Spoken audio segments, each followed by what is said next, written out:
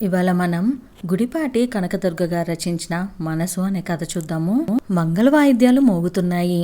పెళ్లిపీటల మీద కూర్చున్న నాకు ఇది నిజమా అనిపిస్తుంది. నాకేనా పెళ్లి జరిగేది అనిపిస్తుంది. కానీ అది అక్షరాల నిజమని నా పక్కన కూర్చున్న వ్యక్తిని చూస్తేనే అర్థమవుతుంది. కళ్యాణ వేదిక మీద ఎవరూ లేరు. హాల్లో దూరంగా ఒకరిద్దరు కనిపిస్తున్నారు.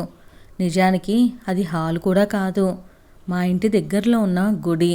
నా మనసు అక్కడ జరుగుతున్న తంటు మీదే లేనే లేదు. నా కొడుకు చిన్ను మీదే ఉంది. వాడేం చేస్తున్నాడో, ఏమైనా పెట్టారో లేదో, కనీసం పాలైనా ఇచ్చారో లేదో, లేవగానే నా కోసం వెతుక్కుంటున్నాడో ఏమో. ఎవరి హడావిడిలో వారున్నారు. అడుగుదామంటే ఎవరు దరిదాపుల్లో కనిపించటం లేదు. పురోహితుడు చెప్పింది యాంత్రికంగా చేస్తున్నాను. ఈ పెళ్లి తంటూ నా పక్కనున్న వ్యక్తికి కూడా మొదటిసారి కాదు. ఆ వ్యక్తి కొడుకు మాత్రం అక్కడే కూర్చొని ఏదో తింటున్నాడు. పిల్లాడు తెల్లగా బాగున్నాడు. వాడికి నేను అమ్మ స్థానంలో వెళ్తున్నాను. వాడి పేరేమిటో? నిండా 3 ఏళ్ళు కూడా ఉండవేమో. అయినా జీన్స్ ప్యాంట్ వేసుకున్నాడు, తిరుగుతున్నాడు. నా పక్కన కూర్చున్న వ్యక్తి పురోహితుడు చెప్పింది శ్రద్ధగా చేస్తున్నాడు. అతన్ని చూస్తే నాకెందుకో ప్రేమ కలగటం లేదు. ఎందుకని ఏమో. అసలు నాకిప్పుడు రెండో పెళ్ళి అవసరమా అని అనుకుంది. నా జీవితం ఎటుపోతుంది? నా భావాల్ని, ఆలోచనల్ని ఎవరైనా పట్టించుకున్నారా? నేనొక మనిషినని అనుకుంటున్నారా? జీవితంలో ఎప్పుడూ స్వాతంత్రం లేదు అనుకోకుండా కళ్ళల్లో నీళ్లు తిరిగాయి. నిజమే, చిన్నప్పటి నుంచి కట్టుబాట్లే.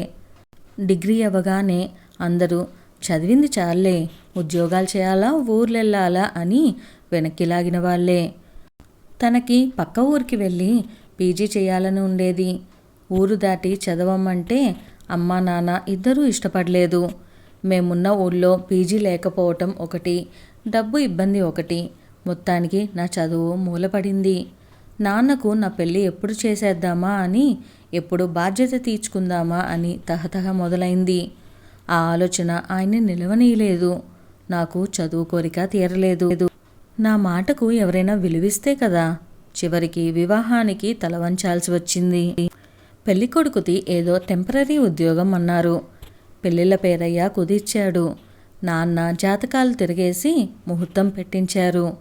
పెళ్ళి ఎలా జరిగిందో ఏమో నాకే గుర్తులేదు. ఫోటోలు కూడా పెద్దగా లేవు. నాన్న పొదుపుగా పెళ్లి చేసేశారు. కారణం, నాన్నకు సరైన ఉద్యోగం లేదు. జాతకాలు చెప్తే వచ్చే ఆదాయమే మా కుటుంబానికి ఆధారం. భర్త నెలలోపు వచ్చి తీసుకువెళ్తానని చెప్పాడు. కానీ నెలలోపే స్కూటర్ యాక్సిడెంట్లో మరణించిన వార్త పిడుగులా వచ్చి పడింది. అమ్మా నాన్న కంటికి మంటికి ఏకధారగా ఏడ్చారు నన్ను పట్టుకొని. దురదృష్టం మొహాన రాసి పెట్టుకుందని ఆ బాధలో నన్ను తిట్టిపోశారు. నాన్న, ఆయన జాతకాలు చెప్పే పాండిత్యం ఏమైందో. నా జాతకంలో గ్రహాలు ఎదురు తిరిగాయి. చిత్రంగా నాకు ఏడుపు రాలేదు.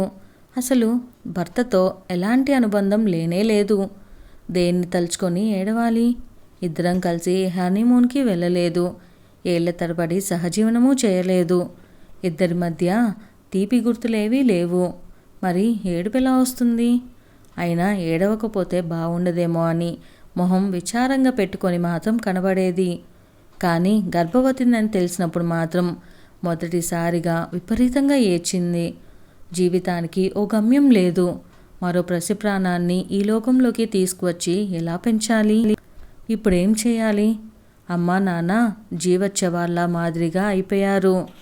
చుట్టుపక్కల వారు ఆమెను చూస్తూనే అశుభంలా భావించి తప్పుకు తిరిగేవారు. చుట్టూ ఉన్నవారి వల్ల చచ్చిపోతానేమో అన్న భయం కూడా కలిగేది. ఆ వాతావరణం తట్టుకోవటం కష్టమైపోయింది. నాకు పుట్టిన కొడుకుని చూసుకున్న తర్వాత నా కన్నీళ్లు ఇంకిపోయాయి. వాడెంత అందంగా ఉన్నాడు.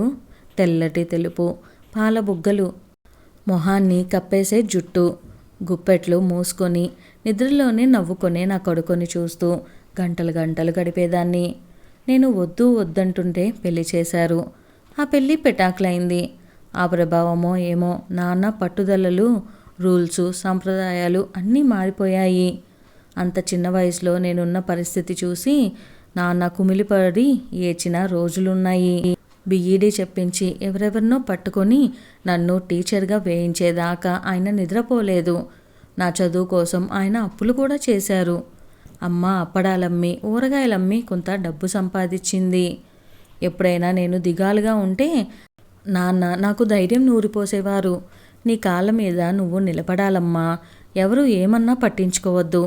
ఇప్పుడు మాటలనేవారే ఓ రూపాయి కూడా సాయం చేయరు. నువ్వు టీచర్వి అయితే రిటైర్ అయిన తర్వాత కూడా పెన్షన్ వస్తుంది అని చెప్తూ ఉండేవారు. నిజంగా నాకు ఉద్యోగం రాగానే ఆయనకు మరణం కూడా వచ్చేసింది. నా అత్తగారు భర్త పోయినప్పుడొచ్చి చుట్టం చూపుగా జాతకం మంచిది కాదని 4 తిట్టి వెళ్ళిపోయింది. దాంతో నాన్న నాకు కొడుకు పుట్టినప్పుడు కూడా వాళ్ళకి తెలియనివ్వలేదు. అమ్మ చాదస్తంగా వాళ్ళకి తెలియజేయటం మన ధర్మం కదా అంటూ ఏదో చెప్పబోతే నాన్న బాగా కేకలేశారు. పోయినవాడు ఎలాగో పోయాడు. మన అమ్మాయితో వాళ్ళ అబ్బాయి నెలన్నా కలిసి ఉన్నాడా? ఇంకా ఈ వయసు నుంచి వాడి జ్ఞాపకాలతో చచ్చే వరకు బతకాలా? మనవాడిని చూసి మురిసిపోయి వాళ్ళు వస్తూ పోతూ ఉంటారు. ఆఖరికి మన అమ్మాయి తీసుకువెళ్ళి ఇంట్లో పని మనిషిని చేస్తారు. అర్థమైందా అన్నారు. వాళ్ళు రాకూడదని ఆయన కోరిక, అలాగే జరిగింది కూడా. వాళ్ళు రానే రాలేదు.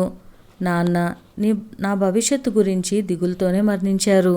అమ్మ నేను నా కొడుకు మిగిలిపోయాము. నా కొడుక్కి పేరు కూడా లేదు. చిన్ని అని పిలవటం అలవాటైపోయింది. వాడిని వదిలేసి స్కూల్కి వెళ్ళేదాన్ని. నేను వచ్చే వరకు వాడిని అమ్మ చూసుకునేది. కానీ అమ్మ ఎందుకో మరీ దిగాలుగా ఉంటుంది ఈ మధ్య. డబ్బులు ఇబ్బందులు కూడా అంతగా లేవు. అయితే అమ్మకు మైల్డ్గా హార్ట్ అటాక్ వచ్చి ఎలాగో కోలుకుంది. నేను కూడా పోతే నీ బ్రతుకు ఎట్లాగో అని చీటికి మాటికి బాధపడేది. ఆవిడ మనసులో ఏముందో తెలియదు కానీ చుట్టుపక్కల వారితో పరిచయాలు పెంచుకుంది. వాళ్ళల్లో శ్రీలక్ష్మి అన్న ఆవిడ తరచూ మా ఇంటికి వస్తూ ఉండేది. మంచి చెడ్డ మాట్లాడి సలహాలిస్తూ గంటల తరబడి కూర్చునేది. నాకు మళ్ళీ పెళ్లి చేయాలని అమ్మ సంకల్పమేమో తెలియదు కానీ శ్రీలక్ష్మి నాకు ఒక సంబంధం తెచ్చింది. నేను తెల్లబోయాను. ఏదో అనేంతలోనే, నేనున్నన్నాళ్ళు నీకు తెలియదు శాంతి, నీకు తోడు కావాలి. రేపు నీ కొడుకు భవిష్యత్తు బాగుండాలి కదా. నీకు మళ్ళీ పెళ్ళి తప్పకుండా చేస్తాను అంది దృఢంగా. నాకు నవ్వొచ్చింది. 3 ఏళ్ల పిల్లాడికి తల్లిని. పెళ్లి చేసుకునే అంత విశాల హృదయం ఉన్న మగవాళ్ళెవరమ్మా అన్నాను అమ్మ మాటలు కొట్టిపెరేస్తూ. లేదు లేదు, శ్రీలక్ష్మి ఆంటీ అన్నీ చెప్పింది. తనకి తెలిసిన అబ్బాయి ఉన్నాడట. తల్లి తండ్రి ఈ మధ్య పోయారట. భార్య బిడ్డను కని ఏదో జబ్బు చేసి పోయిందట. బ్యాంకులో ఉద్యోగం, చాలా మంచివాడని చెప్పింది. నెమ్మదస్తుదట. కొడుకును చూసేవాళ్ళు లేక మళ్ళీ పెళ్ళికి సిద్ధపడ్డాడట. అమ్మా, అతనికి కొడుకున్నాడు. వచ్చిన అమ్మాయి చూస్తుంది, బానే ఉంది. నాలాగా కొడుకున్న అమ్మాయిని చేసుకొని అతడు ఆ పిల్లాడిని బాగా చూడాలి కదా. అమ్మ నా మాటల్ని పట్టించుకోలేదు. నన్ను ఫార్మాలిటీగా చూపించింది. అసలు పెళ్లి చూపులనే నాకు తెలీదు. అమ్మ చెప్పలేదు. ఇల్లంతా శుభ్రంగా ఉంది. ఒకరోజు స్కూల్ నుంచి వచ్చేసరికి శ్రీలక్ష్మి ఆంటీ కూర్చొని ఉంది. మరో కొత్త వ్యక్తి కనబడ్డాడు. ఎవరో కొత్త వ్యక్తి అనుకున్నాను కానీ పెళ్లి కొడుకన్న ఆలోచనే రాలేదు. నేనెంత పరిశీలనగా చూడలేదు. అసలు నా అవతారమే భయంకరంగా ఉంది. స్కూల్లో వాగి వాగి బాగా అలిసిపోయి ఉన్నాను. రేగిపోయిన జుట్టు, పసుపు ఎరుపు కలిసిన కాటన్ చీర, జిడ్డు కారుతున్న మొహం. అమ్మ ఏదో చెబితే నమస్కారం అని చెప్పి గదిలోకి వెళ్ళిపోయాను.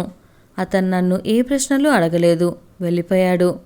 అతనే పెళ్లి కొడుకని అమ్మ తర్వాత చెప్పింది. తెల్లమొహం వేశాను నేను. తర్వాత స్కూల్ ఇన్స్పెక్షన్కు ఆ హడావిడిలో పడి అన్ని విషయాలు మర్చిపోయాను. ఈలోపు అమ్మ నా పెళ్ళికి ముహూర్తం పెట్టేసేసింది. అబ్బాయి ఇష్టపడ్డాడు చాలు. ఈ రోజుల్లో ఒక బిడ్డ తల్లిని చేసుకోవటానికి ఎవరిష్టపడతారు చెప్పు అంటూ నాకు నచ్చ చెప్పటం మొదలుపెట్టింది. మొదటిసారి అమ్మతో ఘర్షణ పడ్డాను. నాకు ఎన్నో అనుమానాలు. నన్ను చేసుకుంటాడు నిజమే, నా బిడ్డను కూడా చూడాలిగా ప్రేమగా. అది తేల్చుకోకుండా నేను పెళ్లి చేసుకున్నా సుఖపడగలనా? అదే ప్రశ్న అమ్మని అడిగాను. అమ్మా, చిన్నిని కూడా చూడాలి కదా. వాడిని బాధ పెడితే నేను సహించగలనా? అమ్మ తేలిగ్గా నవ్వేసింది. వాడి గురించి దిగులు నీకెందుకు? అతడు చూసినా చూడకపోయినా నేను లేనా? వాడిని నా కళ్ళల్లో పెట్టుకొని చూసుకోను. వాడిని చూసుకుంటున్నప్పుడు నన్ను కూడా అలాగే చూసుకో. ఈ పెళ్ళెందుకికా? అమ్మ మొహం ఉదాసీనంగా అయిపోయింది. ఆడపిల్ల ఒంటరిగా బతకలేదమ్మా, నేను చెప్పినట్లు విను అంది. పోనీ నేను అతనితో చిన్ని విషయం మాట్లాడినా అని అడిగాను. నీ పిచ్చిగాని ఇప్పుడేం చెప్తాడే? చక్కగా చూసుకుంటానంటాడు. అదేమైనా పేపర్ మీద సంతకమా? తర్వాత చూడకపోతే? నీ పెళ్ళైపోని చిన్నీకేం భయం లేదు. నా దగ్గర ఉంచుకుంటాను. అప్పుడప్పుడు తీసుకొచ్చి చూపించి వెళ్తూ ఉంటాను. మెల్లిగా అలవాటు చేద్దాము. ముందే నువ్వు పిల్లాడితో వెళ్తే అతనికి కూడా ఇష్టం కలగాలి కదా. మనం అంత భయపడుతున్నాం. అతడి కొడుకుని నేను పెంచాలి కదమ్మా. అమ్మ 2 నిమిషాలు మాట్లాడలేదు. తర్వాత మెల్లగా, ఇదేనమ్మా మన సాంప్రదాయంలో ఉన్న లోపం. మగవాడికున్న స్వేచ్ఛ ఆడదానికి లేదు. పిల్లాడి కోసం పెళ్లి చేసుకుంటున్నట్లు అతడు ధైర్యంగా చెప్పగలుగుతున్నాడు. నీ బిడ్డకు ఓ తండ్రి కావాలి, కానీ అది గట్టిగా చెప్పలేని పరిస్థితి. ఏదైతేనేంలే, నేనున్నన్నాళ్ళు వాడిని చూస్తాను. తర్వాత చదువులకు అవేవో రెసిడెన్షియల్స్ ఉన్నాయిగా, అందులో పడేయి. నాకు ఏడుపొచ్చింది. నువ్వు నీ కూతురు గురించి ఆలోచిస్తున్నావు, మరి నా కొడుకు గురించి ఆలోచించకుండా నా దారి నేనెలా చూసుకోనమ్మా? ముందు ఈ పెళ్ళి కాని తర్వాత ఆలోచిద్దాము అంటూ అమ్మ నా నోరు నొక్కేసింది. అప్పటినుంచి నాకు మనశ్శాంతి కరువైంది. రోజు అమ్మతో ఘర్షణ పడేదాన్ని. భూమి గుండ్రంగా ఉన్నట్లు పెళ్లి దగ్గరకు వచ్చి సంభాషణ ఆగిపోయేది. కోపం వచ్చి అన్నం కూడా మానేసేదాన్ని. అమ్మ అదేం పట్టించుకోకుండా పెళ్లి ఏర్పాట్లో పడిపోయింది. పెళ్లి ముహూర్తం సమీపిస్తుంది. ఎంత సింపుల్ అనుకున్నా మేసాలు తప్పలేదు.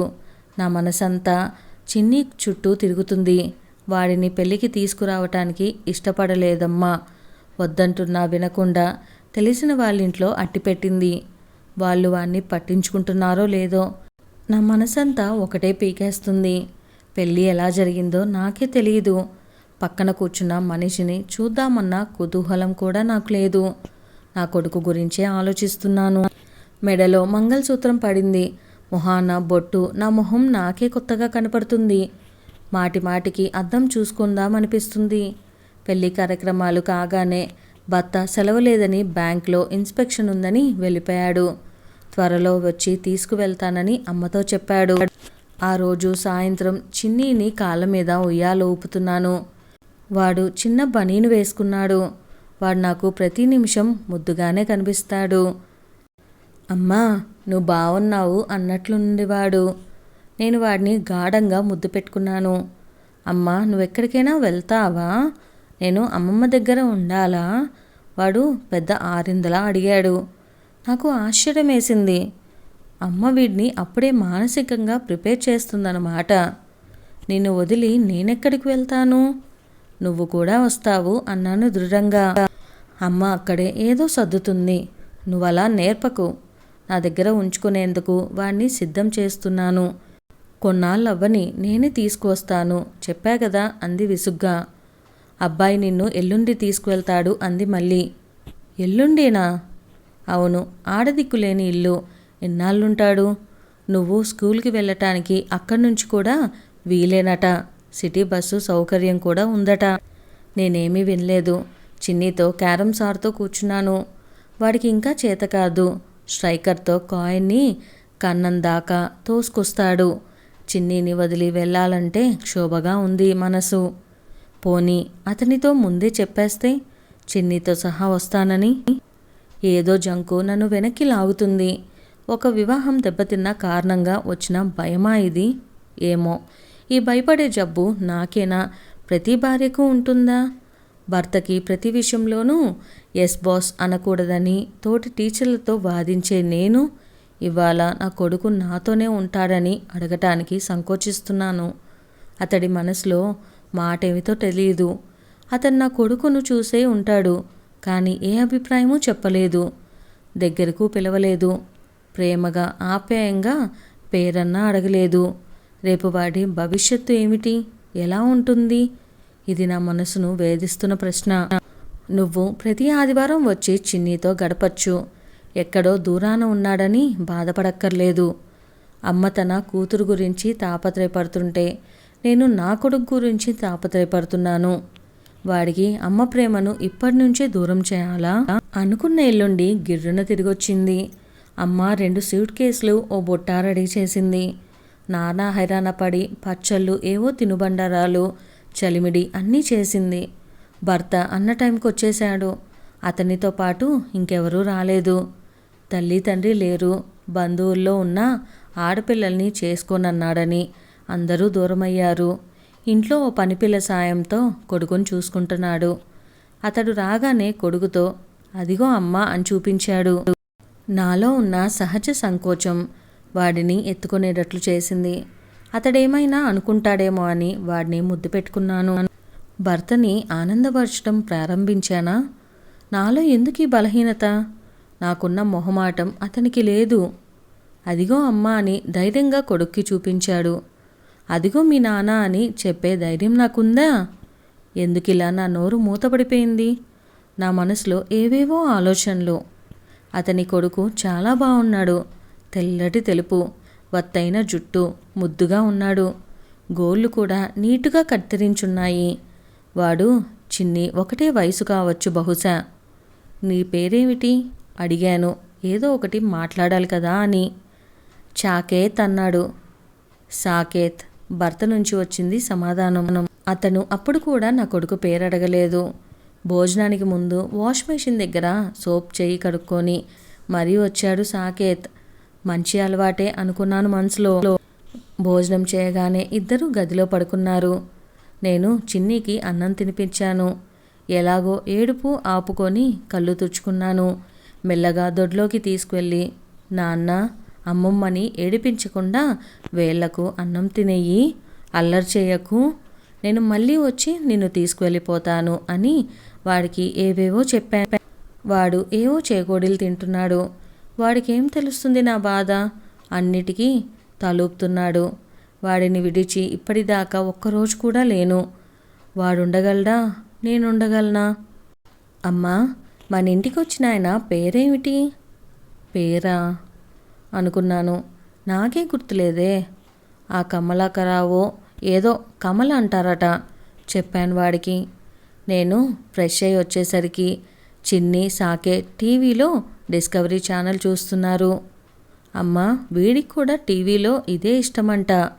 చిన్ని సంతోషంతో ఉక్కిరిబిక్కిరవుతున్నాడు.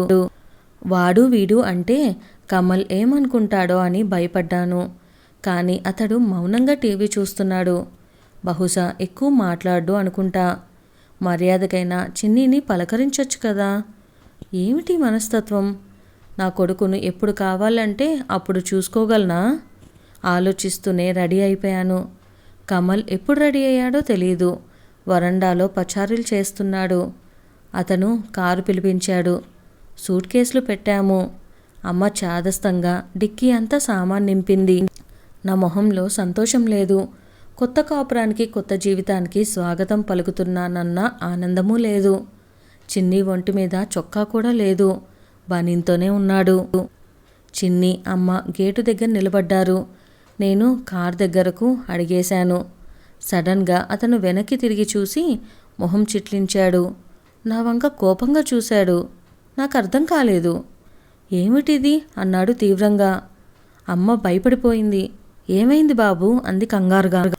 చిన్నీని రెడీ చేయలేదేమి? వాడు రావటం లేదా? అంతే తీవ్రంగా అడిగాడు.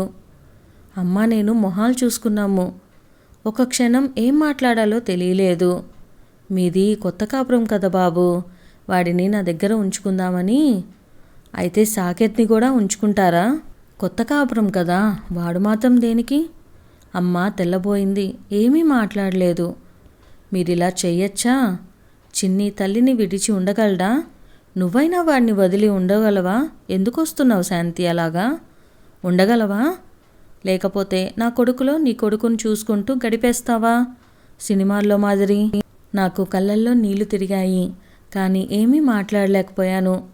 నా కొడుకుని చూడాల్సిన బాధ్యత నీకెంతుందో చిన్నీని చూడాల్సిన బాధ్యత కూడా నాకు అంతే ఉంది. మన పెళ్ళి ఎప్పుడైందో అప్పటినుంచే మనకి 2 పిల్లలు. వాళ్ళు అన్నదమ్ములు. మనం లేకపోయినా వాళ్ళిద్దరూ ఒకరికొకరు తోడు, గుర్తుపెట్టుకో. వాడిని 5 నిమిషాల్లో రెడీ చెయ్యి. చిన్ని అన్నయ్య వేసుకున్న లాంటి జీన్స్ వేసుకొని కారెక్కు త్వరగా అన్నాడు. చిన్నీకి ఏమర్థమైందో తూనీగలాగా రెడీ అయి వచ్చాడు. నా భర్త వాడిని ఎత్తుకొని కారులో కూర్చోపెట్టాడు. అమ్మ కళ్ళ నిండా నీళ్లతో నమస్కరించబోతుంటే అతను వారించాడు. మీరు కూడా రండి అన్నాడు. అమ్మ తర్వాత వస్తానంది. అందరం కారులో కూర్చున్నాము. మా మధ్య మా పిల్లలిద్దరూ. నా చెయ్యి సాకేత్ మీద, నా భర్త చెయ్యి చిన్ని మీద ఉన్నాయి. ఆగిపోతుందనుకున్న నా గుండె తిరిగి ఉత్సాహంగా పనిచేయటం మొదలుపెట్టింది, భవిష్యత్తును తలుచుకుంటూ. ఇదండి వాళ్ళ మన కథ. ఈ కథ కనుక మీకు నచ్చినట్లయితే వీడియోని లైక్ చేయడం మర్చిపోకండి. అలానే కొత్త వాళ్ళు ఎవరైనా ఛానల్ని చూస్తున్నా లేదా ఇంకా సబ్స్క్రైబ్ చేసుకోకపోయినా వెంటనే సబ్స్క్రైబ్ చేసుకొని బెల్ ఐకాన్ని క్లిక్ చేసేయండి. Thank you.